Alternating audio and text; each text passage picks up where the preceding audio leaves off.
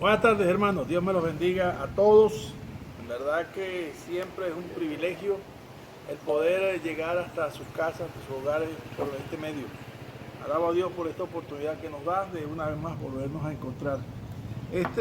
Como ya les he mencionado, la serie que venimos hablando, el tema que venimos hablando es el tema de la iglesia, de la eclesía. Entonces, hoy vamos a tomar igual del mensaje de ayer, precioso mensaje, muy edificante que nos dio el pastor Rubén García y que queremos, ¿cómo se llama?, diseminarlo, o sea, que se extienda a cada célula que se reúne esta semana. Y los que nos puedan escuchar por esta vía, yo sé que hay gente que nos escucha en otras latitudes, en otros países, y entonces nos ve por este medio y podemos llegar hasta ustedes. Fíjense esto, ayer comentábamos este tema acerca de el por qué el tema de la iglesia. Y fue muy interesante la conversación porque el tema viene como una necesidad. ¿Una necesidad de qué? Tómelo de dos maneras. Uno, de en muchos recuperar su identidad como miembros de la iglesia. Y en otros, poder tener una identidad o recuperar la identidad perdida. Uno, fortalecerla y otro, recuperarla. Porque acuérdense que nosotros tenemos una guerra. Nos ha planteado una guerra, un desafío. La serpiente antigua viene a hacer guerra contra los que guardan el testimonio de Cristo. Entonces, hay una guerra contra la iglesia que como dice Nehemías, que no sepan ni vean hasta que estemos dentro y los matemos. O sea, no va a ser una guerra con una bandera en contra de la iglesia, la cruz invertida o cosas como esas. No va a ser una no va a ser una guerra planteada desde esos parámetros, pero va a ser una guerra subliminal, va a ser una guerra legislativa, legal, va a ser una guerra desde el punto de vista social, del orden social, o sea, de establecer un orden social diferente para que entonces la iglesia se esté obligada a aceptar el nuevo orden social o el nuevo orden de vida que se dé o que establezcan estas fuerzas. Acuérdense que hay maquinaciones de fuerza, ¿verdad?, que confluyen ¿para qué?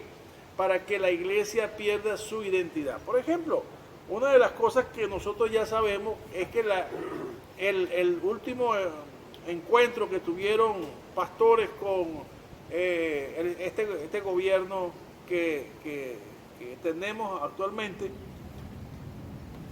uno de los pastores que expuso ahí una verdad es que se nos permita registrarnos a nosotros como iglesia y no como ONG. Fíjense que el único registro que establece como iglesia es la Iglesia Católica. Los demás son ONG. Y realmente no es así. Pero es como una arista de todas las artimañas que el diablo o llamémoslo el estado profundo, o llamémoslo las potestades de las tinieblas, o todas esas cosas que están haciendo. Otra cosa que aparte de que sea una ONG es el hecho de la conducta o de la legislación de la ideología de género. Y el problema es la lucha contra la xenofobia, como hacerlo ver que cualquiera que piense diferente a lo que el Estado o la sociedad establece es xenofóbico, y no es así. Pero así lo quieren hacer ver. Todas esas cosas, por ejemplo, va a haber momentos en que si la iglesia no entiende que la iglesia es un cuerpo santo, ¿me entiendes? Un cuerpo que no es común, una ONG es común, pero la iglesia es santa, ¿me entiendes? Tiene un principio cristocéntrico, donde Cristo es la cabeza, donde Cristo es el fundador, creador y sustentador de la iglesia.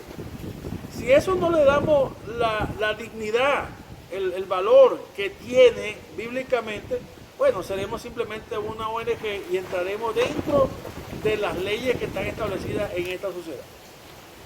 Y ahí va a haber disensión entre los mismos miembros de la iglesia acerca de a quién debemos sujetarnos, si a las leyes que establecen los legisladores o lo que dice la palabra de Dios.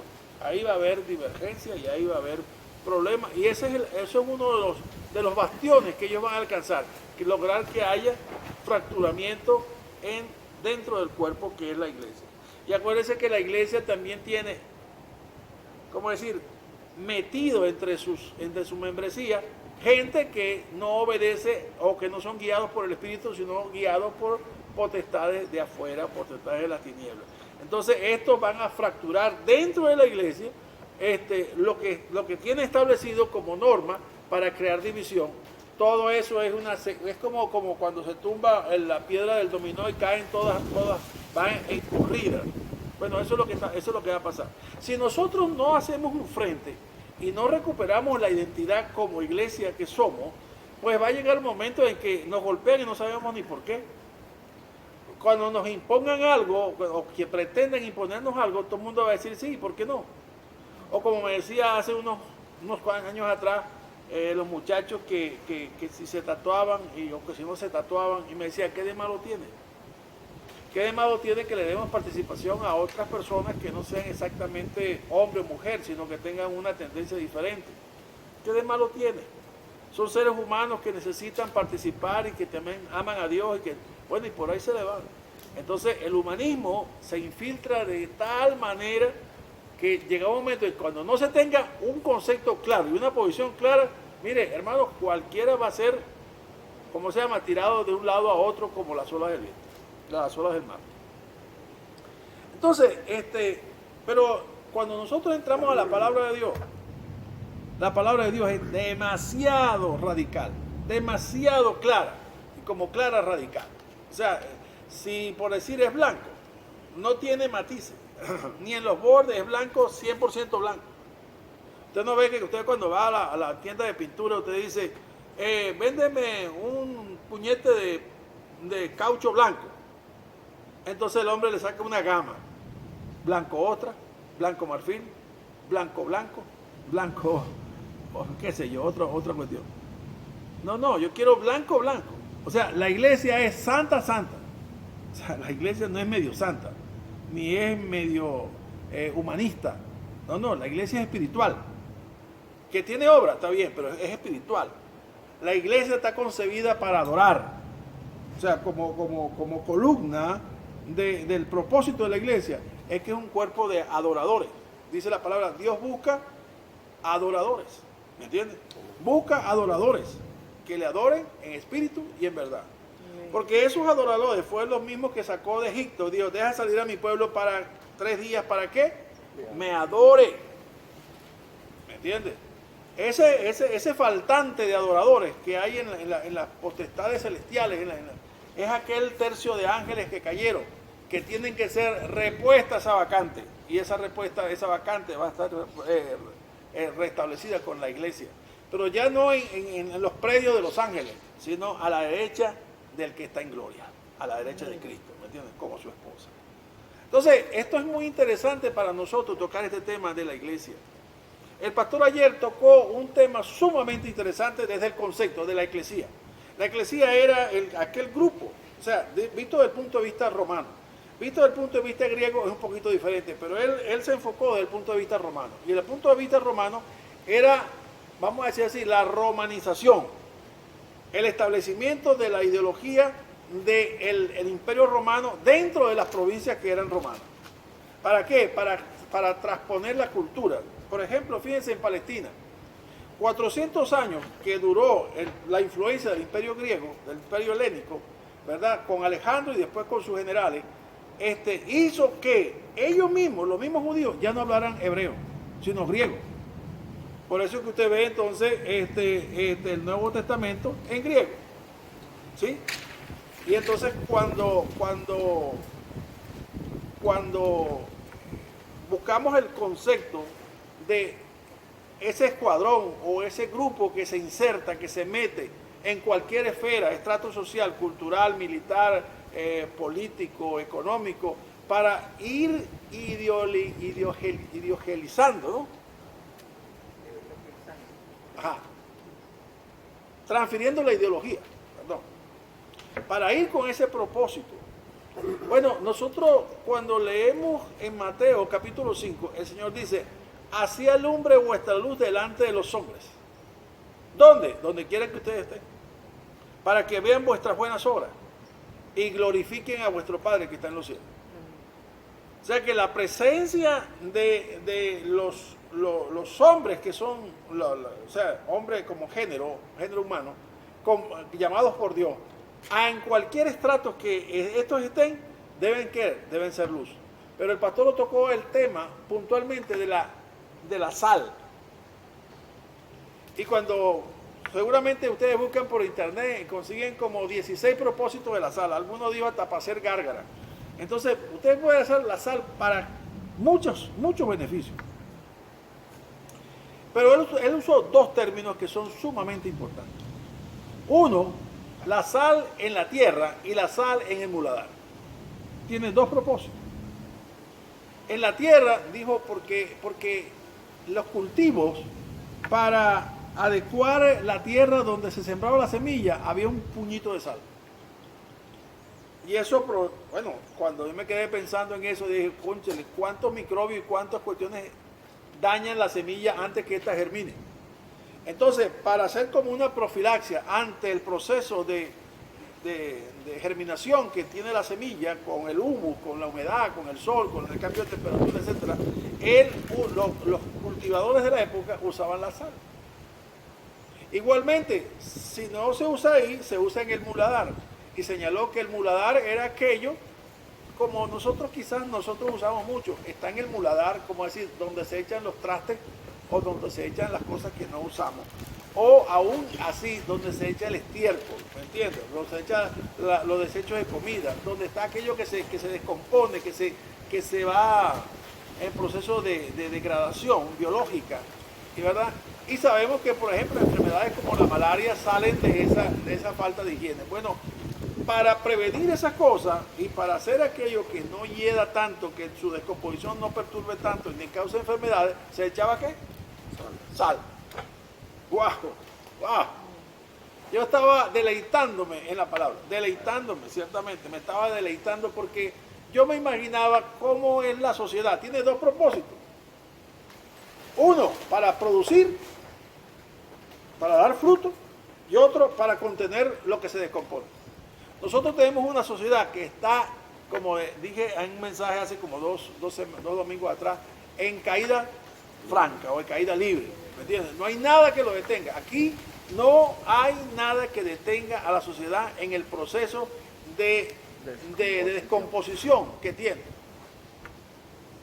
Ya hablan abiertamente, he visto videos donde hablan abiertamente en España sobre el establecimiento de la ideología de género y me importa un bledo lo que demás piensen o lo que demás digan. Aquí se va a seguir enseñando que sus hijos que no sean hombres o mujeres, sino que sean lo que les dé la gana hacer. Esto está pasando.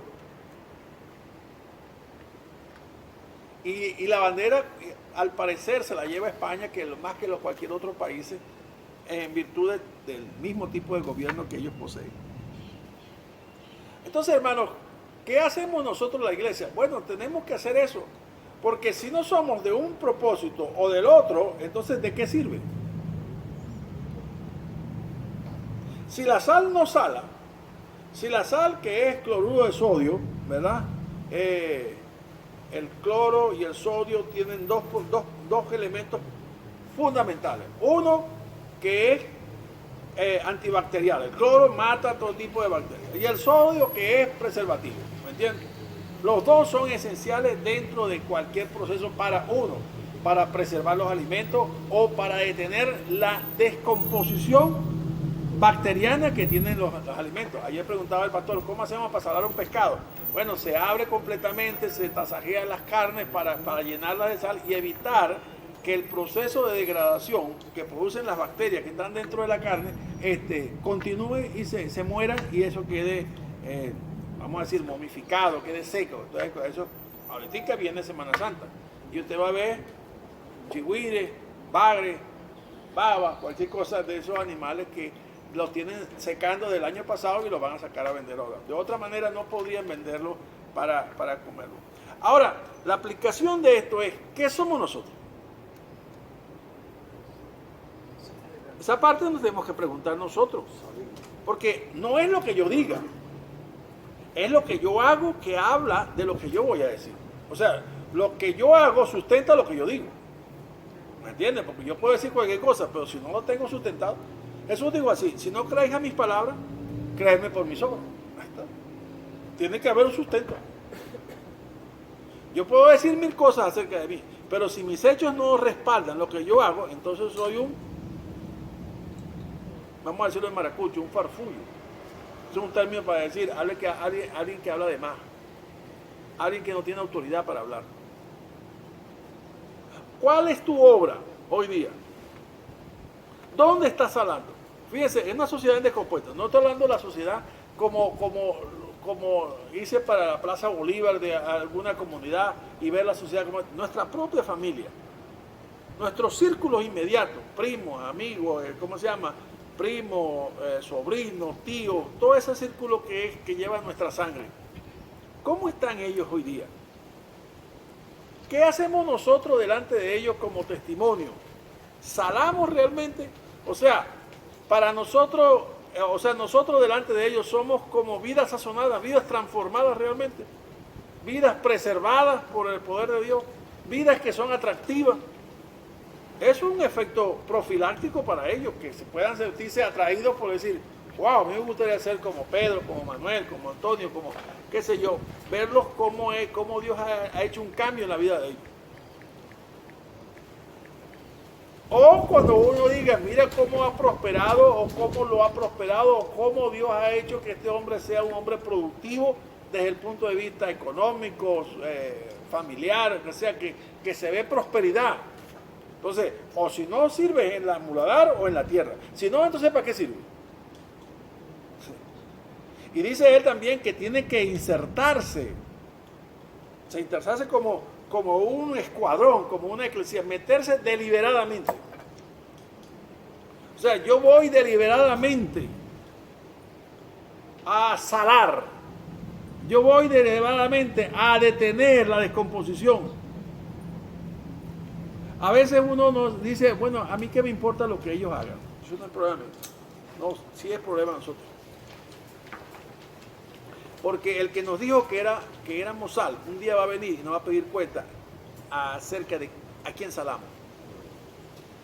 ¿Me entiendes? Y eso es algo que la iglesia mire, le voy a decir algo: no lo puede hacer nadie más en toda la bola del mundo, en todo el orbe. Nadie lo puede hacer. Nadie lo puede hacer. Podrán haber miles de religiones, podrán haber 10 miles de ONG, podrán haber gobiernos humanistas y todo lo que usted quiera, teocráticos, pero nadie puede hacer lo que hace la iglesia verdadera de Cristo. Nadie puede hacerlo. Usted y yo somos responsables de hacer eso. Y como dice por ahí, la sal ya deja de ser sal cuando se desvanece. Si el grano de trigo no cae a la tierra y muere, ya dejó de ser un granito y se convirtió en algo soluble que actúa por sus elementos que lo contienen, el cloro y el sodio. Ya rompimos con aquel esquema de quién soy yo. Lo importante no es quién soy, es que cumpla el propósito para el cual fui hecho. ¿Sí? O sea, usted cuando me está oyendo este mensaje, usted seguramente está en una comodidad donde está en, qué sé yo, un apartamento, un condominio. ¿Cuántos de ahí nos conocen a nosotros como verdaderos cristianos? ¿Cuántos de ahí le hemos llegado de alguna manera, algún día, para decirle: Cristo te ama? En estos días yo estaba caminando y me acordé de la conversión de Nicky Cruz. Nicky Cruz hoy día es un predicador ahí en el Caribe o Estados Unidos, pero él es de origen puertorriqueño, pero era un maleante de los latinos en Nueva York, no sé cuántos años atrás, en los años 70 por allá. Hasta que un misionero lo encontró y le dijo: Nicky, Cristo te ama. El Nicky le revolvió y le dijo: si tú me vuelves a decir que Cristo me ama, te voy a picar en 1000 pedazos. ¿Y sabes lo que el misionero le respondió? Tú puedes partirme en 1000 pedazos, pero cuando lo hagas, cada pedazo te va a decir: Cristo te ama. Y eso fue la respuesta que el hombre recibió y reventó su corazón y ahí entregó su vida a Cristo. Porque algo que no pueden dejar de decir es Cristo te ama. Cristo te ama. Cuando yo voy a la cárcel y están los presos ahí, yo les digo, Cristo los ama. Quizás ustedes sean para esta sociedad la escoria. Es más, ojalá se desaparecieran, ojalá pasara algo y se murieran. Porque aquí, ¿quién quiere que ustedes salgan de ahí para ser personas que sean insertadas otra vez en la sociedad desde el punto de vista productivo, desde el punto de vista moral, desde el punto de vista que den algo? Nadie. Solamente ver en la condición en que vive es infrahumano. Solamente pensar que ahí mismo hay policías que le pasan la droga es infrahumano. Es que no les importa a nadie. Pero yo les digo, ¿saben a quién le importa? A Dios. Dios de alguna manera va a usar a la iglesia para traerles el alimento y para traerles la palabra. Porque Cristo los ama. No importa lo que hayan hecho, ustedes no han hecho cosas peores que los que hemos hecho los que están afuera. Afuera vemos más gente que hemos hecho más cosas malas que lo que ustedes han hecho estando allá adentro. La diferencia es que ustedes están adentro, nosotros estamos afuera. O sea, no somos mejores por estar afuera que estar adentro. Pero a ambos tienen que decirle, Cristo te ama. No importa, Él pasa por delante o por encima o por de largo, por debajo de la mesa, las cosas pasadas, cuando su gracia viene a nuestra vida. Permita pues que esta meditación o este resumen del mensaje de ayer pueda tomarlo en cuenta para que cuando usted lleve el estudio, lleve también la reflexión acerca del propósito de la iglesia. Dios les bendiga y Dios les guarde, hermano. Nos vemos en la próxima oportunidad. Amén.